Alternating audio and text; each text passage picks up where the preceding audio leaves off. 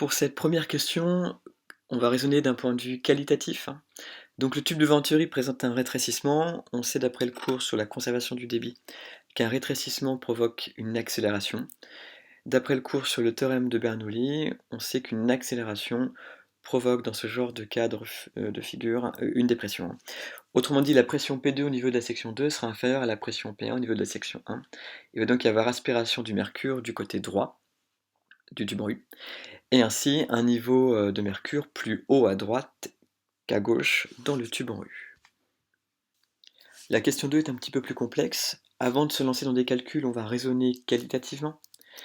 On sait qu'une différence de pression se traduit via la statique des fluides par une différence d'altitude. On va donc dans un premier temps essayer de relier la différence PA moins PB à l'altitude H observée dans le tube en U. De plus, via la relation de Bernoulli, on pourra relier la différence d'altitude, donc la différence de pression, à une différence de vitesse. Vitesse qu'il sera possible d'exprimer en fonction du débit volumique via la conservation du débit volumique. Donc dans un premier temps, on va essayer de relier la différence de pression PA moins PB à la différence d'altitude H dans le tube en U. Alors contrairement à ce qu'on a pu faire en classe sur le tube de Venturi et la mesure différentielle des pressions, quand il y a des gaz, on est obligé d'appliquer la statique des fluides dans l'eau et dans le mercure, hein. Les deux sont des phases condensées qui impactent les différences de pression. Donc si j'applique la statique des fluides dans l'eau, je dois appliquer la statique des fluides à un continuum d'eau. Je vais donc pouvoir appliquer la statique des fluides entre les points A et C, entre les points B et D dans l'eau, et pour le mercure, entre les points C et D. La relation de la statique des fluides appliquée entre les points A et C donne PA égale PC plus la masse volumique de l'eau μe fois G fois ZC moins ZA avec un axe Z orienté vers le haut. La relation de la statique des fluides appliquée entre les points B et D donne PB égale PD plus mu de l'eau fois G facteur de ZD moins ZB. Enfin, la relation de la statique des fluides appliquée au mercure, cette fois-ci, donne PC égale PD plus mu du mercure fois G facteur de ZD moins ZC. Afin d'exprimer la dépression PA moins PB dont je vais avoir besoin ultérieurement dans la relation de Bernoulli, je vais juste décomposer, hein, c'est facile. PA moins PB, c'est PA moins PC, que je connais, plus PC moins PD, que je connais, plus PD moins PB, que je connais. Donc si j'utilise chacune des trois relations de la statique des fluides écrites au-dessus, j'aboutis à la relation suivante, hein, et je peux mettre en facteur μe fois G.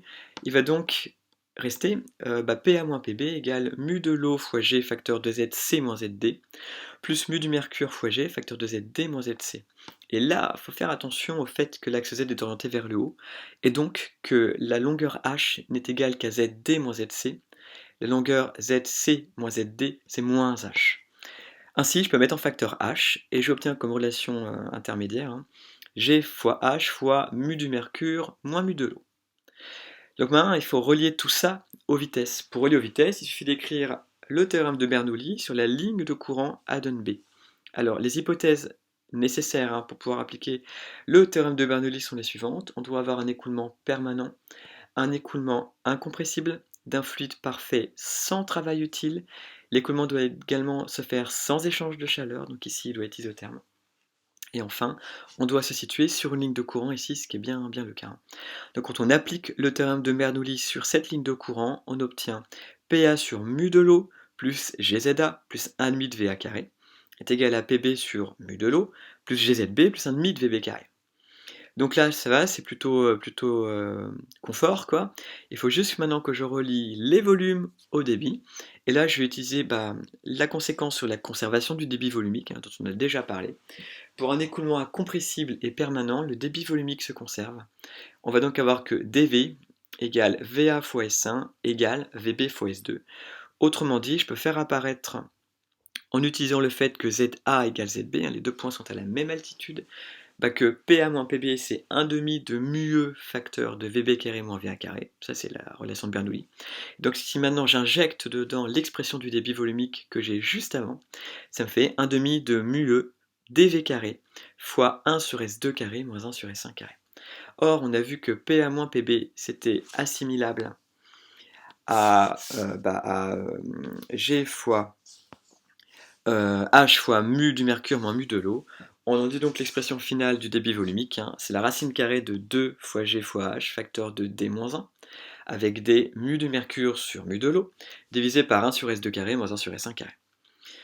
La dernière question était simplement une question d'application numérique. On met tout dans les systèmes fondamentaux des unités, et donc on obtient à la fin 2,54 mètres cubes par seconde.